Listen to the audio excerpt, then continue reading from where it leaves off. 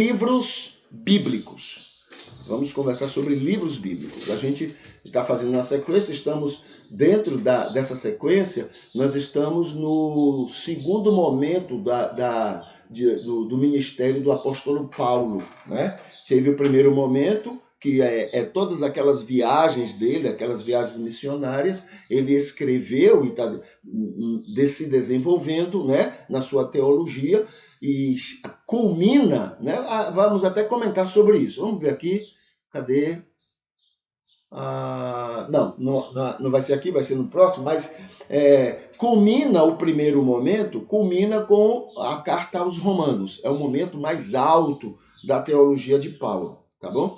Mas aí, quando chega em Roma, Paulo agora está com uma teologia totalmente nova, ou seja, robustecida, digamos, está mais livre daquilo que ele tinha antes, muito ligado ao judaísmo, não é? A gente viu aqui, Paulo chegou a dizer,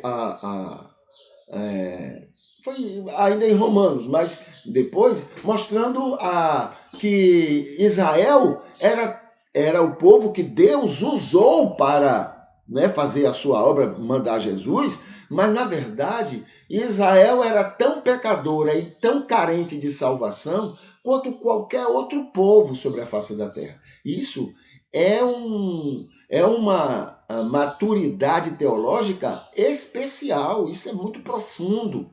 Hoje é fácil dizer, nem é fácil, né? Do jeito que muitos teólogos bajulam, né? Tem teólogos aí que colocam Jesus no zero.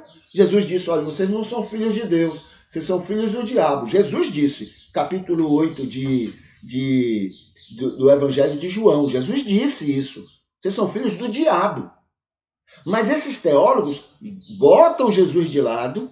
Olha que coisa impressionante, né? Botam Jesus de lado. Não são filhos do diabo, não. Eles são salvos. Eles são de Deus. Entendeu? Eles vão primeiro para o céu do que você e eu. Eles acreditam assim. Jesus não tem nada a ver. Jesus está fora disso. Eles são salvos. São filhos de Deus, o povo de Deus. Entendeu? Então, mas Paulo, olha, hoje é assim. Imagine na época de Paulo. Mas ainda assim Paulo se libertou, né? Paulo chega lá e diz, não, Israel precisa se converter como qualquer outro povo. É por isso que os capítulos, acho que é 9, 10 e 11, aquilo ali não foi Paulo que colocou, não. Aquilo ali alguém colocou. Por que alguém colocou? Porque aquilo contradiz o começo da carta aos Romanos.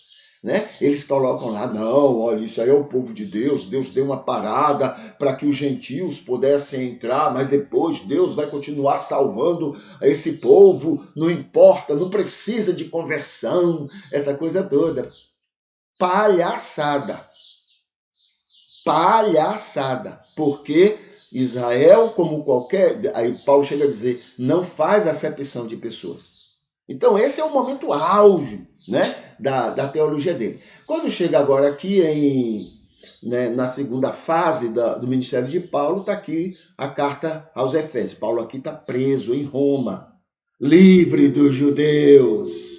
Olha, os religiosos como são malignos, né? Livre dos judeus. Agora Paulo está com a mente aberta, ele consegue enxergar muito mais do que aquilo que ele enxergava antes. Aí está aqui. Em 61 depois de Cristo, ou seja, 31 anos depois da morte de Cristo, Paulo escreve essa carta, ou alguém escreve, Paulo aqui deve estar com uns 63 anos, mais ou menos, tá? Foi escrita para cristãos, é um livro teológico, né? Foi reconhecido também, porque o ano 80, porque foi quando começaram a se organizar quais eram os livros inspirados, porque ninguém se preocupava antes com isso. Jesus estava para vir a qualquer momento, então por que vamos nos organizar com livros para o Novo Testamento? Né? Mas aí Jesus não veio como eles esperavam. Então, aí começou a se organizar. Bom, vamos ver, tem 1000 livros escritos, 1000 cartas escritas. Vamos escolher aqui, vamos entender quais são as cartas que a gente pode dizer, olha, essas servem para todas as igrejas. Aí começaram a escolher e essa carta de Paulo estava incluída, né? Efésios. No ano 80, mais ou menos. É um livro de doutrinamento e o contexto é dúvidas sobre a graça e sobre o testemunho cristão. Aqui, o primeiro ponto diz assim: a carta aos Efésios tem sido entendida como uma epístola, uma carta não só para uma igreja, mas para outras que recebiam influência direta e indireta da igreja destinatária. Tá bom? Eu já estou com o mapa para colocar aqui, mas na próxima oportunidade, amanhã, talvez, a gente apresenta, então, já começa a mostrar, não é, essas igrejas, a localização delas e etc. Outro fator considerado importante para se crer numa epístola e não numa simples carta é que cada carta não se prende, que a carta não se prende a situações particulares de uma ou outra igreja, mas se volta a dar instrução geral e abrangente sobre a vida cristã, né? Sobre a vida cristã e a graça na vida de uma pessoa e da igreja de Cristo. Então, ela não tem coisas específicas de uma igreja. Ela trabalha com assuntos que servem para várias igrejas.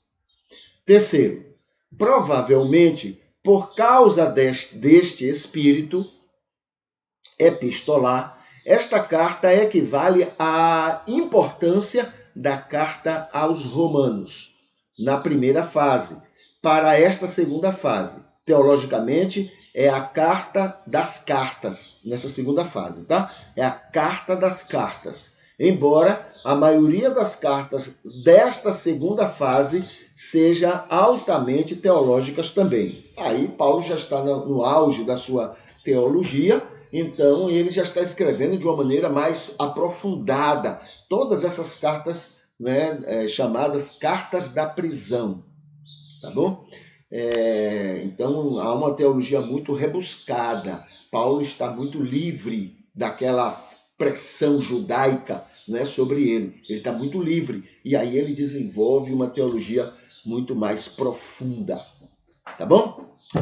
Ok, então essas são informações sobre a carta aos Efésios, né? Dá uma visão geral e a gente fica por aqui, tá bom? Então, que o Senhor abençoe esse dia na sua vida e na vida das pessoas que você vai ter contato hoje, através de você. Essas pessoas sejam muito abençoadas por Deus e amanhã, com fé em Deus, a gente está de volta, tá bom? Deixa eu colocar aqui a musiquinha para a gente encerrar. E a gente vai se despedindo. Que o Senhor abençoe você nesse dia, tá? E amanhã a gente está de volta por aqui para cultuar ao Senhor juntos.